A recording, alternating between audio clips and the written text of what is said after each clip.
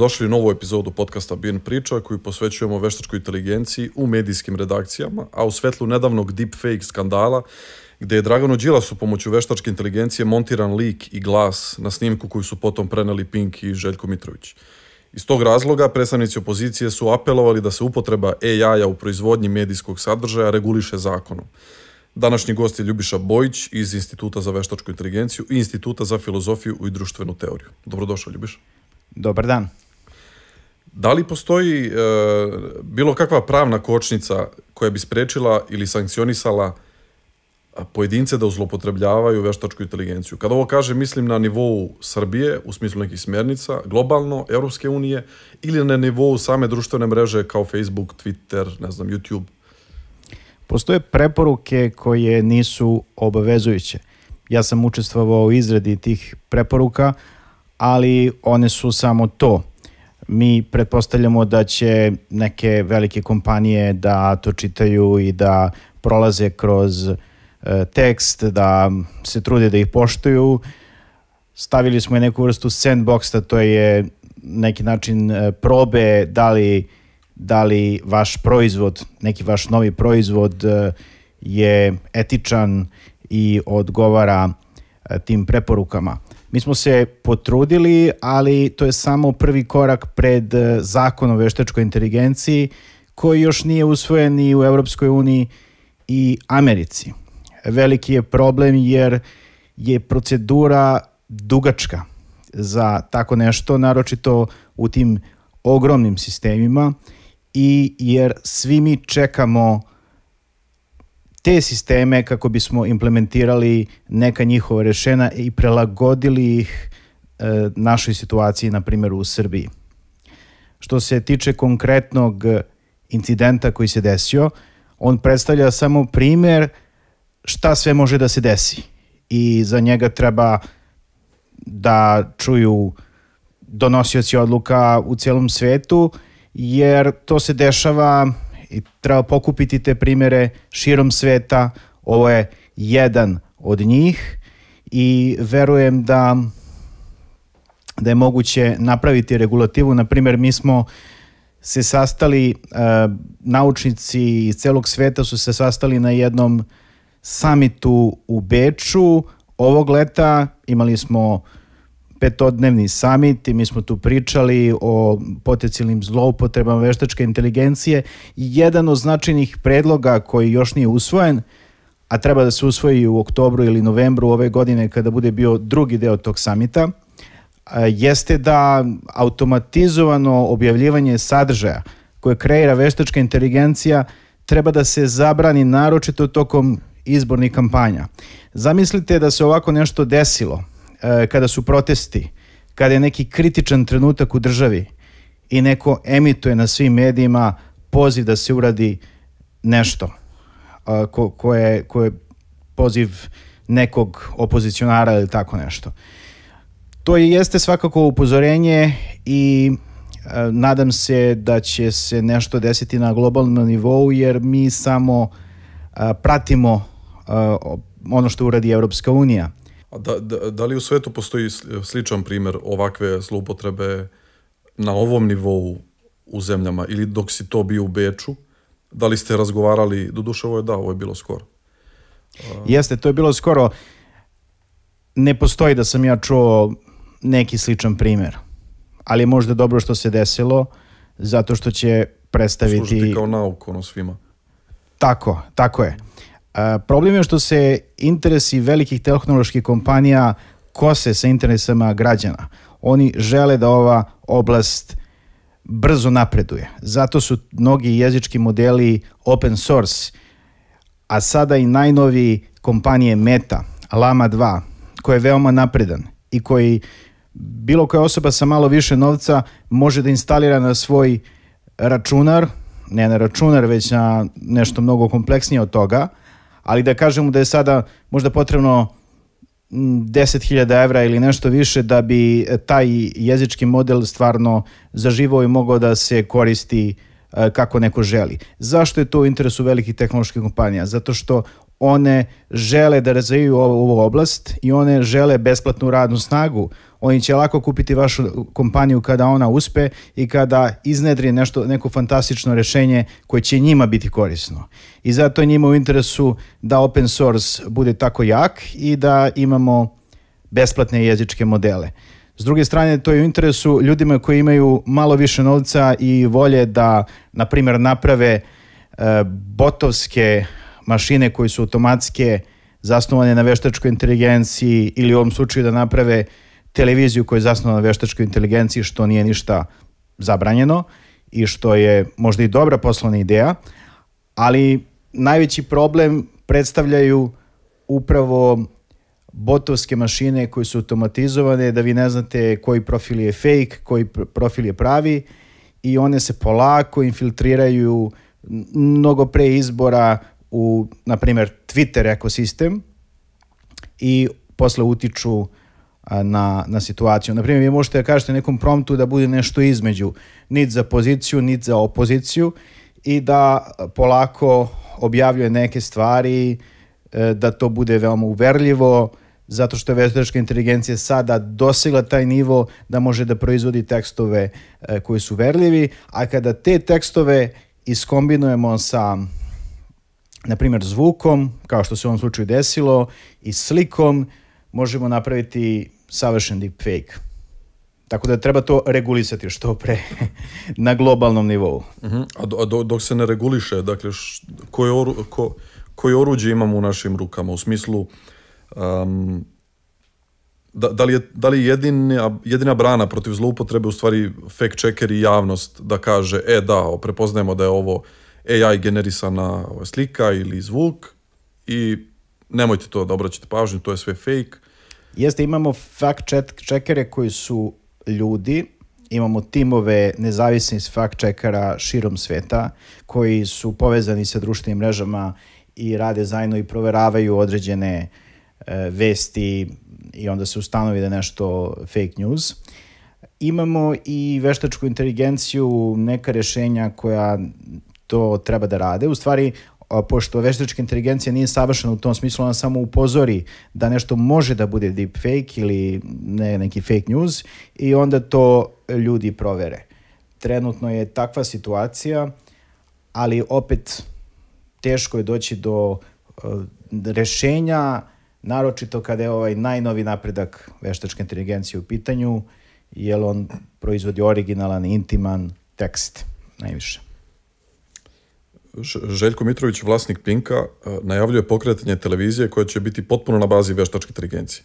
Šta ti očekuješ od, kako je on nju zove, glavna TV, koja već sad ima 150.000 pratilaca na Instagramu? Dakle, on je očigledno ozbiljan u smislu pokretanja te televizije. Izvini, imao si jednu zanimljivu izjavu, rekao si da je pitanje koliko će ljudi želeti da konzumiraju medije koji su na bazi veštačke inteligencije. Ja iz mog ličnog iskustva znam da to verovatno ne bi nikada konzumirao u nekoj većoj meri. Da, to je tačno. Ali to može da bude tako uverljivo da je možda i bolje od čoveka. Kada su u pitanju voditelji ili nešto slično, verujem da je moguće napraviti televiziju koja je zasnovana na veštačkoj inteligenciji. Na kraju krajeva on će to verovatno uraditi zato što želi da bude lider u toj oblasti, da pokaže da može. A sada je moguće povezati više tehnologija, veštačku inteligenciju sa nekim prethodnim tehnologijama, skrejpovati web stalno, povezati to sa jezičkim modelom, sa chatbotom koji kreira vesti na osnovu toga i onda reći chatbotu da bude orijentisan na ovaj ili onaj način, da širi takve vrednosti kroz te vesti. I taj proces može da bude automatski i da imamo, kao što je on već pokazao, voditeljku ili voditelja koji će, u stvari, to će biti glas koji će biti samo preveden iz teksta u audio i tome slično. Onda postoje razne varijacije na tu temu, jer ti jezički modeli možete napraviti reality show koji je fake, koji je u stvari igrica u kojoj glume različiti promptovi iz tog jezičkog modela, tog chatbota. Jednom kažete da je jedna pevačica, drugom da je druga pevačica i vi u stvari napravite neku interakciju između njih u igrici i tome slično. To je ono što je najvažnija tema u veštačkoj inteligenciji, AI alignment, u stvari kako prilagoditi veštačku inteligenciju vrednostima čoveka i kako testirati veštačku inteligenciju da ona bude bezbedna.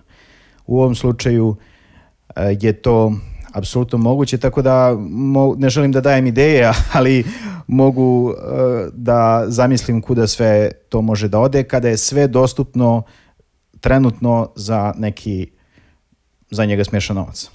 A na koji način veštačka inteligencija može da kreira agendu, jednu medijsku? Znamo da ChatGPT ako dovoljno dugo unosiš određene promptove, može da zaključi na osnovu toga kako si ti orijentisan i da ti u odnosu na to daje, na engleskom reinforcement, dakle ako si ti negativan i daješ u njega, pohranjuješ ga negativnim stavovima, on će da ti to vraća i na kraju će nastati... Tako je. ChatGPT može se koristiti za različite stvari, između ostalog imamo i slučaj samoubistva gde je jedna osoba osjećala grižu savesti zbog klimatskih promjena i našla je prijatelja u ChatGPT-u, odnosno, izvinjavam se, nije bio ChatGPT u pitanju, nego neki drugi bot. I razgovarala je ta osoba, odnosno bio je u pitanju jedan muškarac sa tim chatbotom. Pitao je da li da se ubio? Pa tako nešto, zato što non stop je razgovarao kako ima tu grižu savesti, klimatske promene, previše kiselnika koristi, previše koristi tih nekih stvari, loše za sredinu u njegov život i na kraju je dobio taj savjet i to se i desilo. To je bilo u vestima i to se i desilo. To je se da li nije fake news. Eto, to je manjkavost ovog vremena što sada, u stvari možda i nije, se ima svoj taj balans jer mi ne znamo šta je fake news, šta nije.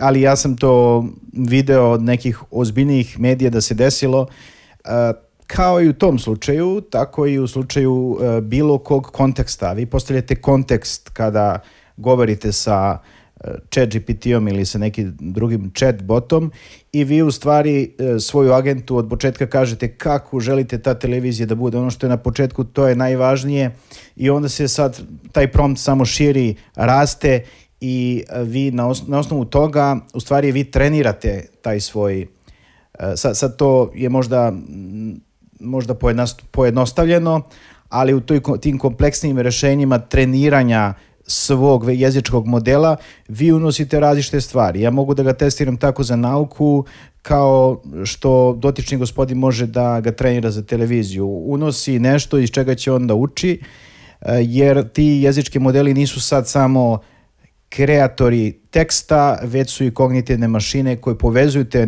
neurone koji mi možemo sad samo da zamislimo, ali na kraju dolaze do određenih rešenja. Znači, postavljamo kontekst, kakvu televiziju želimo, koje priloge želimo, na primjer, ujutru će biti to, poslije toga ovo emituje i tako dalje.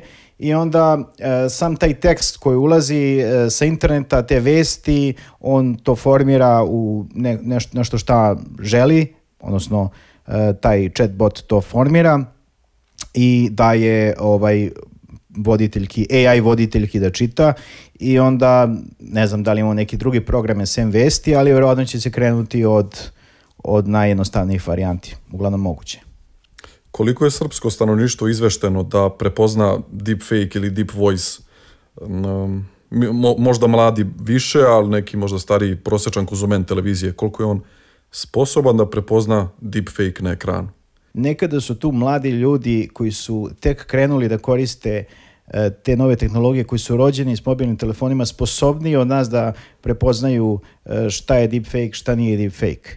I u tome je stvar da je svima to potrebno, ta vrsta obrazovanja, i da je svima potrebno off time, vreme kada ne koristimo uređaje.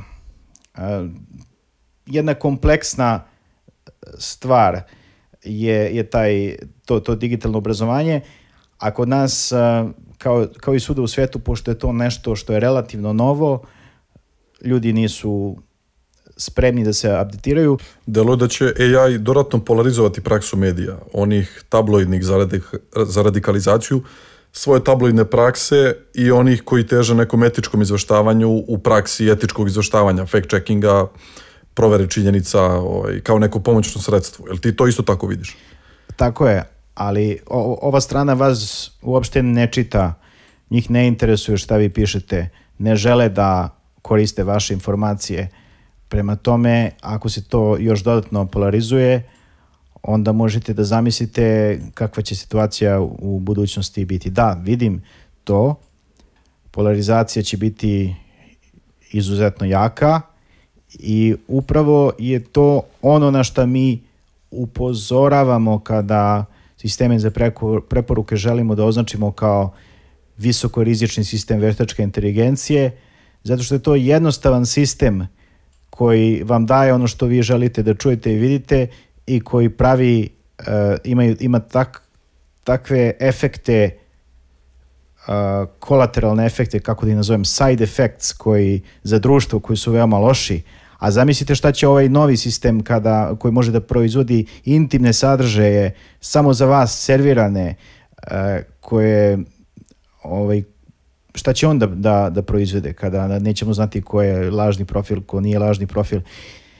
Pored te prve stvari da sistemi za preporuke budu javno dobro i da se oni označe kao visokorizični sistem, mi smo predložili na Emerge konferenciji krajem prošle godine digitalni identitet, zaštitu digitalnog identiteta. Da ne može niko tako lako da vas ukloni sa društvene mreže, ali da opet postoji neka veza ukoliko vi želite da se registrujete. To je jedan od načina da sprečimo te lažne profile. Što opet ima reperkusije u slobodi i ljudi će misliti, ok, ja ne mogu sve da pišem šta želim, moram da se predstavim, vidjet će me neka represivna država i tome slično, ali mora da se nađe neko rješenje, nema savršenog rješenja. Hvala, Ljubiša. Ovo je bio Ljubiša Bojić iz Instituta za veštačku inteligenciju, Instituta za filozofiju i društvenu teoriju. Vi ste slušali podcast BIRN priča, budite uz nas do sljedećeg petka i nove epizode.